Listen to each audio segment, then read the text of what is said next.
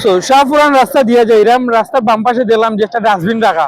দেন dustbin দেখার বাদে আমি উবাইলাম, বাইকটা সাইড করলাম। এখন আপনারা অনেকেই কইবা যে আসলে ডাস্টবিন রাখা দিকে বাইক সাইড করার কিতা কারণ।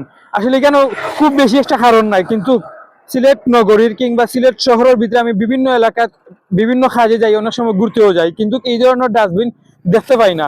এই ধরনের ডাস্টবিন রাস্তার পাশে থাকলে কিতা হয়, অনেক সময় দেখা যায় আমরা চিপস খাইয়া যেখানে ইচ্ছা ওখানে ফালাই দিই, কিংবা অনেক সময় দেখা যায় আমরা ঠান্ডা পানি খাইছি, পানির বোতলটা যেখানে হচ্ছে ওখানে এটা মারি ফালাইছি। অনেক সময় দেখা যায় আমরা ঠান্ডা খাইছি, বোতলটা ঠান্ডা খাওয়ার বাদে বোতলটা যে কোনো জায়গায় এটা মারি আমরা ফালাই দিই।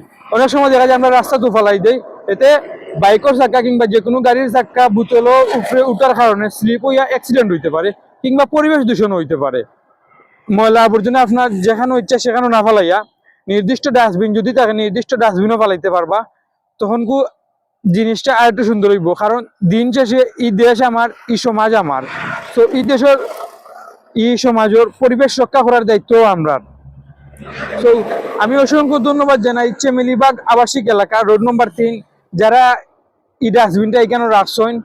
আসলে এটা অত্যন্ত সুন্দর একটা উদ্যোগ, এবং সুন্দর জিনিস অবশ্যই সুন্দর হইতে হইব, অ্যাপ্রিসিয়েট জানাইতে হইব। সো এই ধরনের উদ্যোগ কিংবা এই ধরনের ডাস্টবিন যদি প্রত্যেকটা এলাকার রোডও থাকে, তখন ময়লাটা নির্দিষ্ট ডাস্টবিনও ফালানি সম্ভব, এবং পরিবেশ দূষণ রক্ষা করাও সম্ভব। কারণ দিন শেষে এই দেশ আমার, এই সমাজ আমার, এই সমাজের এই পরিবেশ দূষণ দায়িত্ব আমরা। দিন শেষে এই দেশ আমার, এই সমাজ আমার, এই সমাজের পরিবেশ রক্ষা করার দায়িত্বটাও আমরা।